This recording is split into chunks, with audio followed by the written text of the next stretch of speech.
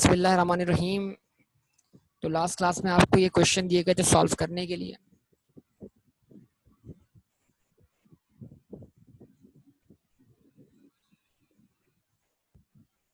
ABC Limited is engaged in the manufacture of engineering goods and the summarized income statement for the accounting year ended 30th June 2000, जो भी इसका time period हो, is as follows.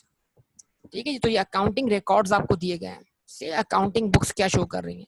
तो क्या accounting profit को हम taxable profit मान लें? ऐसा नहीं है ना बेटा, हम अकाउंटिंग प्रॉफिट को तो टैक्सेबल प्रॉफिट नहीं मान सकते। जवाब दें सब लोग। अच्छा जी, सेल्स आपके सामने आ गई 7,18,000, ऊपर रुपीज इन 1000 है तो ये मिलियन हो जाएगा। Cost of sales 575,000, gross profit 143,000, admin expenses, selling expenses, total expense 77,700, operating profit आ गया आपके पास। उसके बाद फाइनेंशियल चार्जेस लेस किए, आपका प्रॉफिट आ गया, उसमें अदर इनकम ऐड की, प्रॉफिट बिफोर टैक्स आ गया, प्रोविजन फॉर टैक्सेशन, इसको आप इग्नोर करेंगे। आप ऑब्वियसली इसमें जो टैक्स में एक्सपेंस के तौर पर शामिल किया गया है उसको तो आपने कैलकुलेट करना है अभी बहरहाल। अच्छा, आप क्या करेंगे, आप इस वैल्यू से अपनी कैलकुलेशन शुरू करेंगे। यह है अकाउंटिंग प्रॉफिट बिफोर टैक्स, जिसको आपने कन्वर्ट करना है किसमें, टैक्सेबल प्रॉफिट में, फिर इस पर टैक्स वर्कआउट कर लेना है आपने। यस और नो? तो आपकी स्टार्टिंग फिगर क्या होगी, 33,650। यस और नो? अच्छा ओके। अब नीचे क्या बताया जा रहा है आपको बेटा, नीचे बताया जा रहा है all amounts are stated in 1000 rupees. नीचे भी सब वैल्यूज 1000 में राउंड करके बताई जा रही हैं। तो ये जो 20,500 है ये 20,500,000 है। ठीक है जी। तो लिखा हुआ क्या है, all amounts are stated in 1000 of rupees. Administration expense include accounting depreciation of 20,500। क्या करेंगे, एड बैक करवा देंगे। यस और नो? Response please.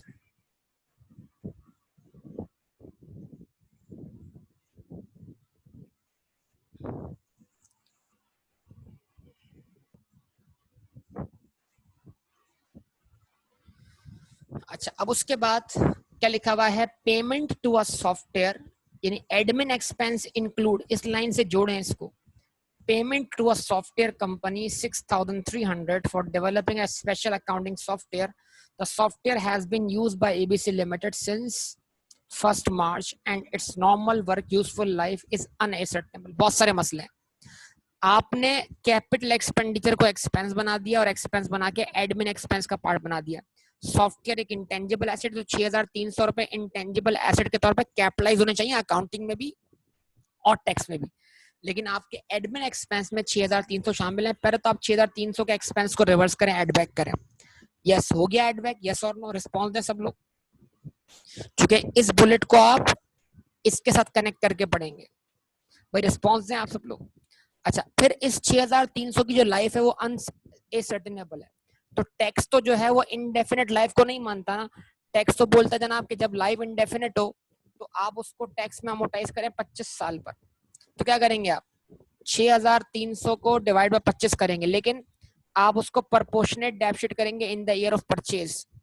तो मार्च से लेकर जून तक कितने दिन बनते हैं, नॉट 4 डिवाइड बाय 12 बेटा, गलत, नंबर ऑफ डेज के हिसाब से पढ़कर आए हम।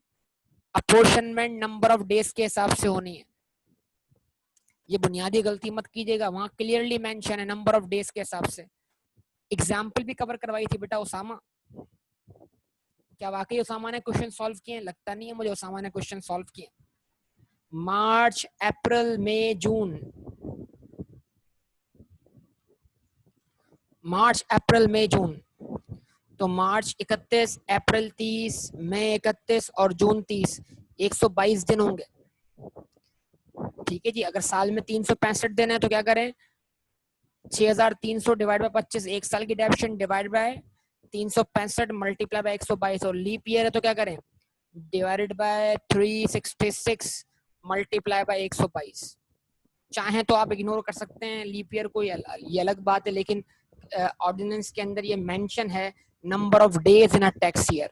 तो जब क्लियरली मेंशन है number of days in a tax year, इसका मतलब क्या है, कि उस टैक्स ईयर में कितने दिन हैं। ऑब्वियसली अगर उस टैक्स ईयर में 365 दिन है तो 365 दिन, और अगर उस टैक्स ईयर में 366 दिन है तो 366 दिन, 366 डेट।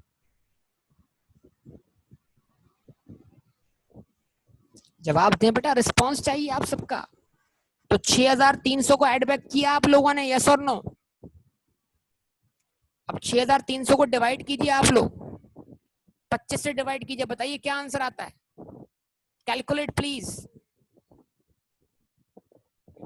लग नहीं रहा मुझे किसी ने सॉल्व किया है, सिर्फ बातें कर रहे हैं सब लोग। 252 आंसर आया। इसको डिवाइड करें, अगर क्योंकि सॉल्यूशन में 365 होगा, चलो डिवाइड बाय 365 करें, मल्टीप्लाई बाय 122 करें, 84। तो आप 84 की टैक्स अमोर्टाइजेशन क्लेम करें इसके ऊपर बतौर एक्सपेंस। यस और नो रिस्पॉन्स दिया करें बेटा साथ साथ।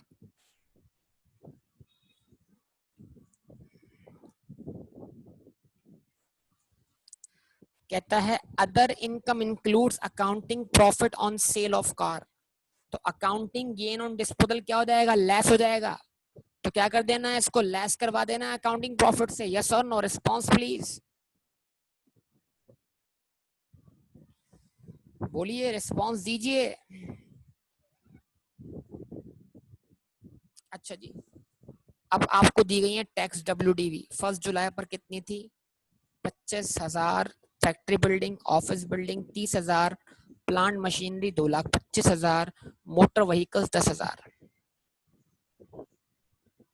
तो इनमें से डिस्पोजल लेस करेंगे, एडिशंस ऐड करेंगे जो भी एलिजिबल होंगे नेट ऑफ इनिशियल अलाउंस, और फिर वर्कआउट करेंगे नॉर्मल टैक्स डेप्रिसिएशन। यस और नो? मेनली क्वेश्चन तो टैक्स डेप्रिसिएशन का है ना बेटा। रिस्पॉन्स करो आप, रिस्पॉन्स।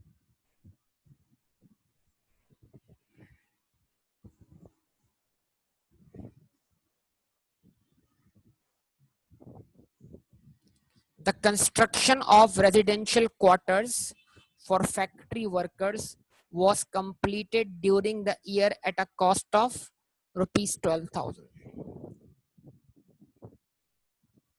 ठीक है, तो कंस्ट्रक्शन कंप्लीट हुई है रेजिडेंशियल क्वार्टर्स की फैक्ट्री वर्कर्स के लिए। कितने में, 12,000 में। ये एडिशन हो जाएगा आपके पास। उसके बाद a car having a tax WDV of rupees 150 was disposed of for rupees 800। तो जो कार जिसका आपको गेन ऊपर दिया गया था, जो कि आपका अकाउंटिंग गेन था, उसका टैक्स गेन निकाल लें। 800 और 150 का डिफरेंस क्या है, 800 और 150 का डिफरेंस क्या है, 650। तो 650 क्या है, टैक्स गेन है। तो 600 का अकाउंटिंग गेन लेस करवाया, 650 का टैक्स गेन ऐड करवा दिया। The company purchase a new car for rupees 1200, ये एडिशन हो जाएगा। तो जो लास्ट टाइम वर्किंग की थी वैसी वर्किंग करें, आप डेप्शन वर्कआउट कर लेंगे, क्या मुश्किल है इसके अंदर। New plant was imported from United kingdom for rupees 150,000। installation of the plant was completed at a cost of rupees 5,000। ये भी कॉस्ट का पार्ट बना देंगे। ठीक है जी। अच्छा, अब प्रॉब्लम क्या है, ये 5,000 आपने गलती से कहाँ एक्सपेंस मान लिए, कॉस्ट ऑफ सेल में, which was include in cost of sale. तो 5,000 आप कॉस्ट ऑफ सेल से रिवर्स करवाएं, 5,000 आप एड बैक करवाएंगे, फिर 1,50,000 और 1,55,000, इस पर आप, ये एडिशन होगा आपका, इस पर आप वर्कआउट करेंगे इनिशियल अलाउंस, और फिर वर्कआउट करेंगे नॉर्मल टैक्स डेप्शन बाकी प्लांट एंड मशीनरी के साथ। यस और no response. Compute taxable income of the company. Company की टैक्सेबल इनकम कंप्यूट करें, यानी अकाउंटिंग प्रॉफिट को कन्वर्ट करें किसमें, टैक्सेबल प्रॉफिट में। रिस्पॉन्स दे दो भाई, रिस्पॉन्स दे दो अल्लाह के बंदो।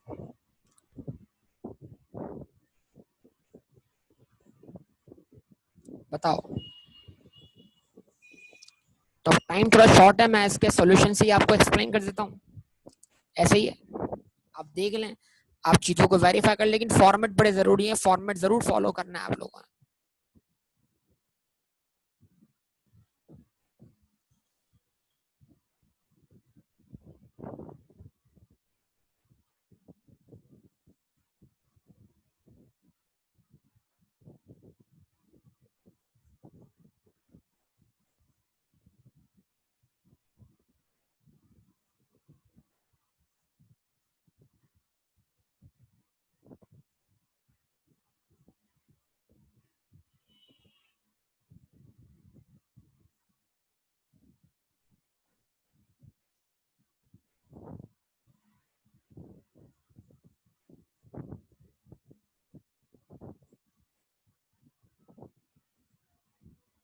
ठीक है जी, ये आपके सामने है।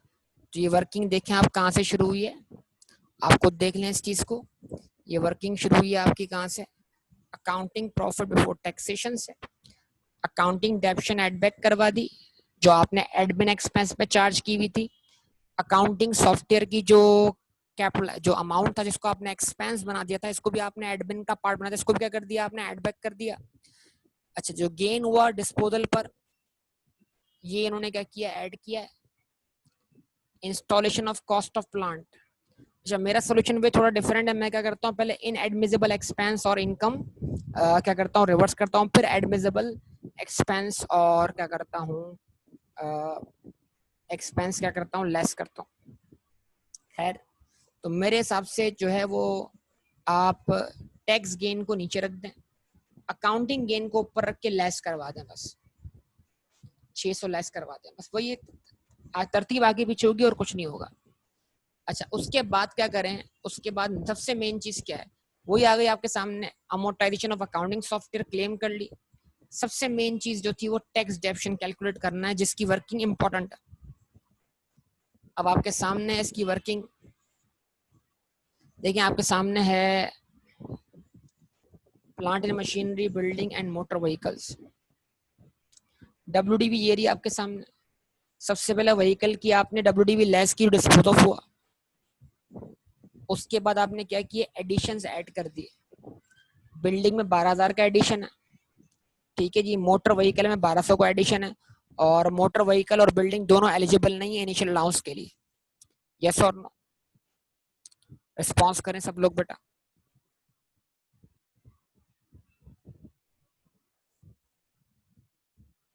ठीक है, और इन पे वर्कआउट कर लिया आपने टैक्स डेप्रिसिएशन। अच्छा जी, प्लांट वाली बात जरा दोबारा देख लेते हैं ऊपर चल के, प्लांट का मामला क्या था।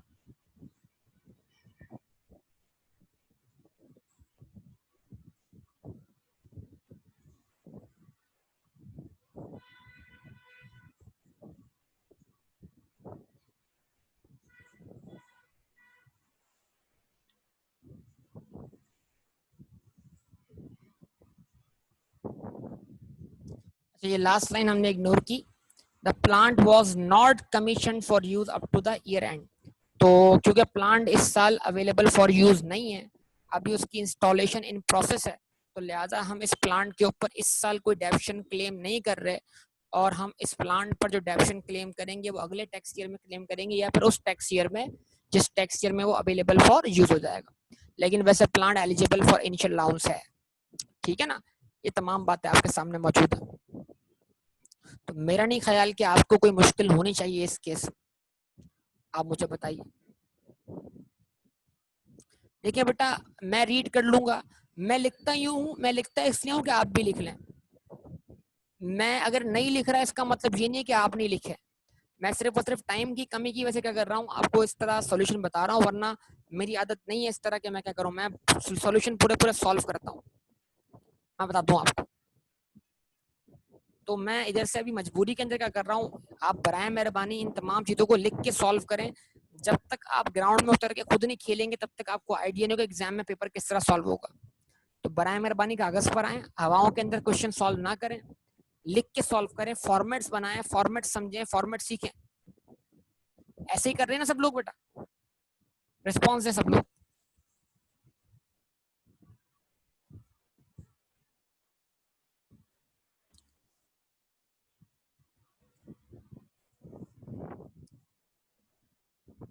हाँ जी, 12.6 कितने लोगों ने किया आप में से?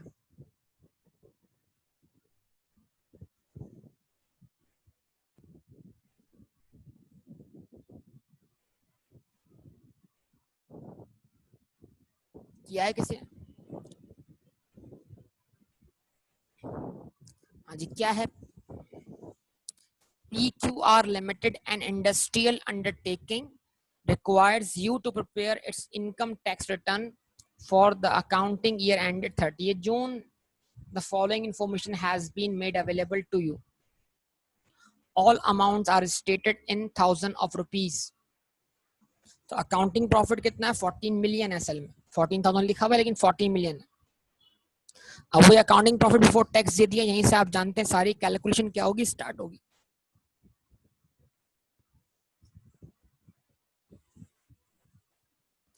ठीक है जी। अच्छा, cost of sales include expenditure of 9,600 which was incurred for in-house research, in-house development and creation of new process for production. The process has been used by PQR since 1st May. The basis of the production managers report the process would be obsolete 3 years. Expenditure is being written off in the accounts equally in the years 1/3 of 9,600. ठीक है जी, okay. तो आपने इसको 1/3 क्या कर लेके क्या कर दिया, अमोटाइज कर दिया इसको। उसके बाद depreciation is charge in the accounts ₹1,125। तो अकाउंटिंग में क्या कुछ आपने चार्ज किया, अमोटाइजेशन वगैरह वो आपको प्रोवाइड कर दिया गया।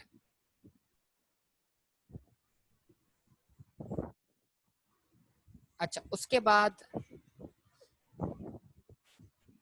administration expenses include purchases of items of furniture costing less than 100, each charge off to the accounts in accordance with the consistent accounting policy of the company.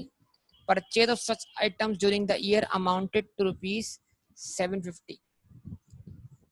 It should be treated as capital expenditure for tax purpose. ठीक है जी। तो अब जरा देखें इसका मतलब क्या हुआ जनाब, कि admin expense include purchase of item furniture costing less than 100 each. अगर आप कोई भी फर्नीचर खरीदते हैं और उनकी कॉस्ट 1 लाख से क्या है कम होती है, उसको आप चार्ज करते हैं एक्सपेंस के तौर पे, यानी वो आपके लिए इमटेरियल एज पर अकाउंटिंग। लेकिन इसका मतलब क्या हुआ, आपने ये जो अमाउंट है ना ये एक्सपेंस के तौर पे चार्ज कर दिया है किसमें, अकाउंट्स में। और अब क्या करें, आप इसको एड बैक करवाकर इस पे क्लेम करें टैक्स डेप्रिसिएशन। ऐसा ही है बेटा,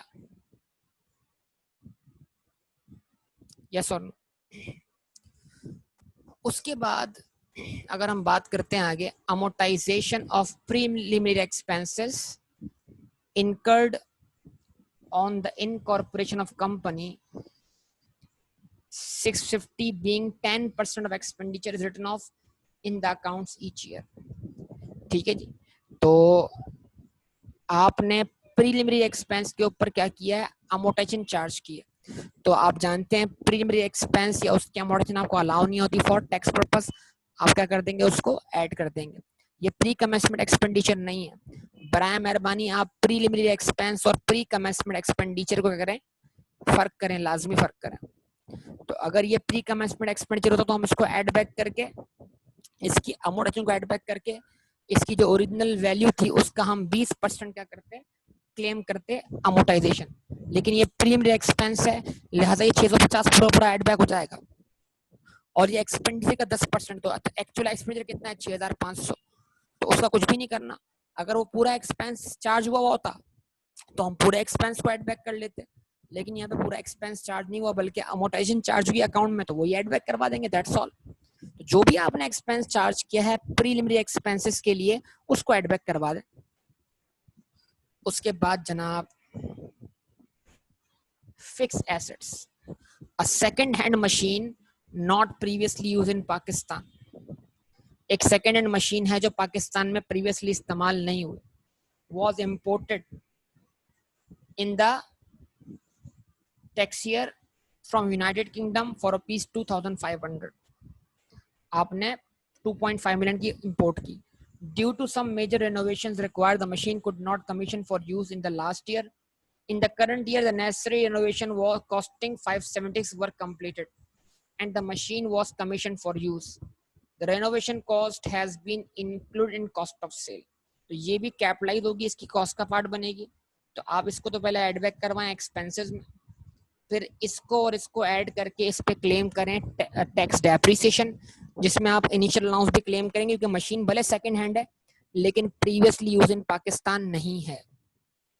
तो कॉस्ट क्या हुई इसकी बेटा, 5,076, अगर आप ये 576 कैपिटलाइज करते हैं और जो आपने एक्सपेंस के तौर पे चार्ज किया हुआ अमाउंट वो आप ऐड बैक कर देंगे। तो टैक्सेबल प्रॉफिट वर्कआउट करते वक्त ये ऐड बैक करें, एक्सपेंस रिवर्स कर दें, इसको कॉस्ट का पार्ट माने और इस पूरे अमाउंट पे क्लेम करें टैक्स डेप्रिसिएशन। उसके बाद आपके सामने क्या है बेटा, उसके बाद tax WDV of the fix asset है on 1 July. Factory building 2500, office building 8200, plant and machinery 9500, motor vehicles 400, furniture 250। तो ये ओपनिंग टैक्स WDVs दी गई हैं, इनमें एडिशन और डिस्पोजल के इफेक्ट लें, फिर वर्कआउट कर लें अपनी नॉर्मल टैक्स डेप्रिसिएशन। उसके बाद लिखा है one of the office building cost 5000 tax WDV of rupees 2025 and tax depreciation claim 2009 was sold for rupees 6000। तो ये जो बिल्डिंग है ये अपनी कॉस्ट से अबव सेल हुई है, यस और नो? तो जो बिल्डिंग अपनी कॉस्ट से अबव सेल हुई है तो फिर उसकी सेल प्रोसीड को उसकी कॉस्ट मान लिया जाएगा, यस और नो? रिस्पॉन्स दें, ये सारी बातें आपको सिखा दी गई हैं। The accounting profit of 3,610 on sale of building has been included in other income। ये आपका अकाउंटिंग गेन ऑन डिस्पोजल है, उसको लेस करवा देंगे। और टैक्स गेन ऑन डिस्पोजल जो है डेप्शन क्लेम के बराबर ही आएगा। ये अमाउंट डायरेक्ट आपको पता है, तो अगर एग्जाम में टाइम ना हो, बहुत शॉर्ट टाइम हो, डायरेक्ट इसको लिख दें, लंबी चौड़ी वर्किंग करने की जरूरत नहीं है, लेकिन टाइम है तो फिर जरूर कर लें वर्किंग वो वाली। उसके बाद new motor vehicle was purchase for rupees 1500, compute taxable income of the company. हाँ भाई बोले। देखिए अगर आपने चैप्टर सही से पढ़ा, यकीन करें आपको कोई प्रॉब्लम नहीं होगा इसको सॉल्व करने में। दो काम करने हैं, चैप्टर सही से पढ़ लें, क्वेश्चन ठीक से पढ़ लें, यकीन करें सबको ठीक हो जाना है। ऐसा ही है ना?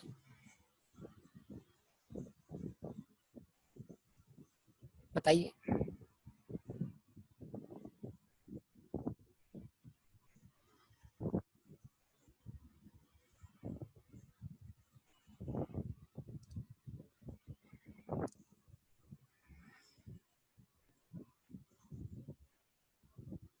ठीक है जी, तो बेटा सॉल्व करते जाएं, क्वेश्चन सॉल्व करते जाएं।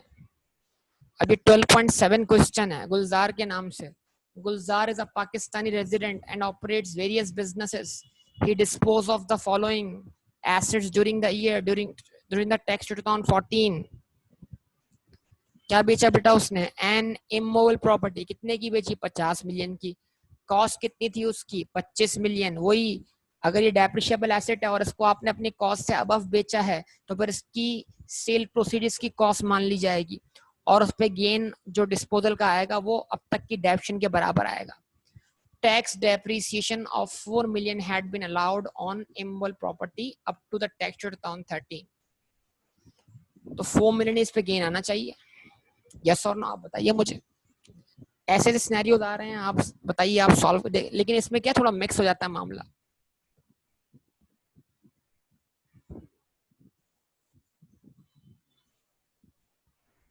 ठीक है, उसके बाद a car was disposed of for rupees 1.2 million। The car was acquired on 1st July 2012। The tax WDV of the car at the beginning of the tax 2014 was 0.9 million। The car was being partly used, the car was being used partly 70% for business purpose। The rate of deduction for tax purpose is 20%। भाई assume कर लें भाई, वैसे तो car पर हम कितनी डेप्शन charge करते हैं? कितनी चार्ज करते हैं आपको पता है ना? 15% चार्ज करते हैं। लेकिन अगर ये बोल रहा है कि 20% मान लो तो 20% मान लो भाई, क्या मसला है? जैसा बोल रहा है वैसा कर दो। उसको तो ट्रीटमेंट चाहिए। क्या ट्रीटमेंट चाहिए? कि आप सब जानते हैं कि WDV को आपने इंक्रीज करना है, WDV को आपने इंक्रीज करना है, कितने अमाउंट से? उतने अमाउंट से जितनी अमाउंट से आपने क्या किए, डेप्रिसिएशन डिसअलाउ किए। फिर उसके बाद उसको आप मैच कर देंगे किससे, सेल प्रोसीड से। तो आप जानते हैं अगर किसी एसेट का कोई नॉन बिजनेस यूज हो तो फिर उसकी टैक्स डब्ल्यूडी भी इंक्रीज होगी उतने अमाउंट से जितने अमाउंट से आप क्या करते हैं, डेप्रिसिएशन डिसअलाउ करते हैं। तो अगर आपने इसको 1 जुलाई 2012 को परचेज किया है तो 30 जून 2013 और आप इसको डिस्पोज ऑफ कब कर रहे हैं, सवाल ये।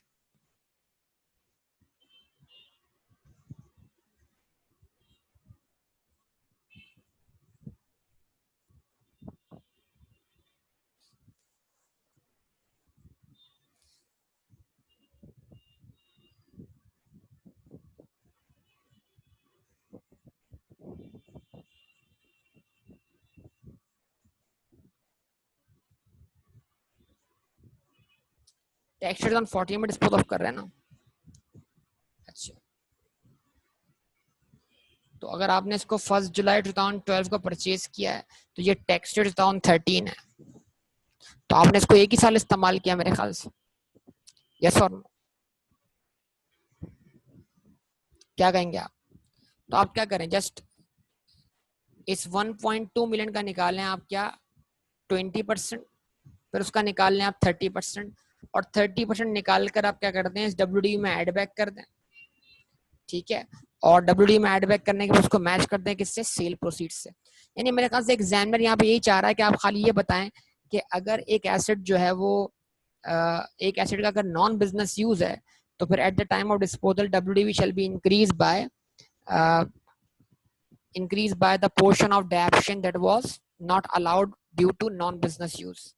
तो आप खाली इस बात का तस्करा कर दें, डिस्कशन वाले क्वेश्चन है सारे के सारे आपके सामने, बताइए बेटा।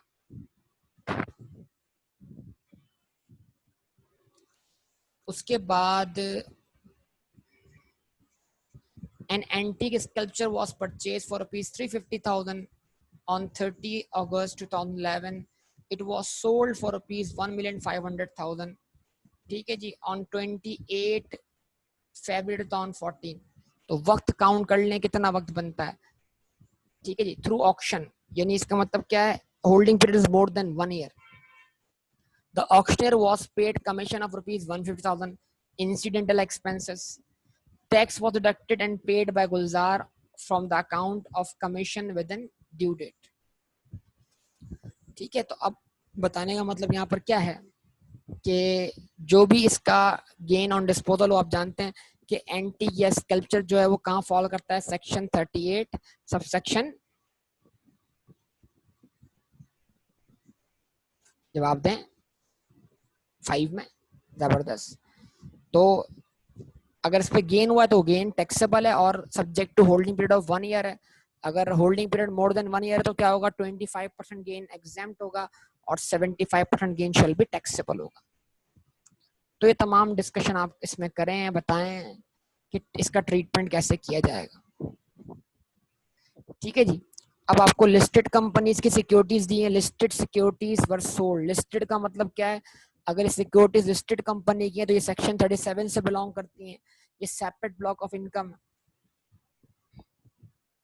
और ये सारे सेक्शन 37A से बिलोंग करते हैं। इनमें अगर लॉस है तो वो लॉस इनके किसी गेन से क्या हो जाएगा, एडजस्ट हो जाएगा, क्योंकि सेक्शन 37A का लॉस सिर्फ सेक्शन 37A के गेन से ही क्या होगा, एडजस्ट होगा। यस और नो?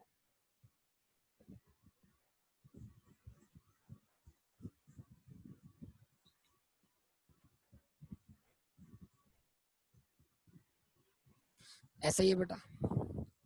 तो ये परचेज कॉस्ट 5 लाख है, सेल प्रोसीड 4 लाख। ये परचेज कॉस्ट 3,20,000 है, सेल प्रोसीड 6 लाख है। ये परचेज कॉस्ट 7 लाख है, सेल प्रोसीड 6.5 लाख। तो एक में लॉस है, ठीक है, उस लॉस को आप एडजस्ट कर सकते हैं, लाख रुपए के लॉस को। सही है बेटा। तो अब वो कैसे एडजस्ट करेंगे, ये भी एक डिसीजन है। अगर कोई भी कैपिटल एसेट पुराना है जिसका गेन ही एग्जेम्प्ट हो, तो आपके पास अगर एक वक्त में 37A में मल्टीपल गेन्स मौजूद हैं तो फिर आपको अपने लॉस को उस गेन से एडजस्ट करवाना चाहिए जो जो हाई रेट से टैक्स हो रहा हो, क्योंकि आप जानते हैं सेक्शन 37A में होल्डिंग पीरियड के हिसाब से आपके पास मुख्तलिफ रेट्स क्या है मौजूद है। तो जो लॉस आपके पास आ रहा है, इस लॉस को आप उस गेन से एडजस्ट करें जो हाई रेट से टैक्स होने जा रहा हो, ठीक है। और अगर कोई इनकम एग्जेम्प्ट हो रही हो आपकी, इस पे 0% टैक्स लग रहा हो, तो उससे आप इसको एडजस्ट ना करें। समझ पा रहे हैं बेटा मेरी बात को आप? तो आप चूज कर लें जनाब इसमें से कि आपको इस लॉस को कौन से गेन से एडजस्ट करना है। ये सिनेरियो मैंने आपको समझा दिया है, डिसीजन मेकिंग अब आपके हाथ में है। बराए मेहरबानी ईमानदारी से क्वेश्चन सॉल्व करें, अटेम्प्ट करके देखें, कागज पे सॉल्व करें। जब तक कागज पे नहीं आएंगे बात नहीं बनेगी। तो फिर क्या उम्मीद की जाए आपसे बेटा? अच्छी उम्मीद की जाए, बोलिए। तो बराए मेहरबानी ये अच्छा चैप्टर है, इसके बहुत सवालात आपको देखने को मिल रहे होंगे। अच्छी प्रैक्टिस कर लें। इसके साथ एग्जामिनर कैपिटल गेन कनेक्ट करता है, लाजमी उसकी भी तैयारी कर लीजिए, ठीक है बेटा। तो ये तमाम बातें आपके सामने, इंशाल्लाह बाकी बातें आपसे करेंगे अगली क्लास में, अगले चैप्टर के साथ। अब इस चैप्टर को पहले पक्का कर लो अच्छे तरीके से। ओके, अल्लाह हाफिज।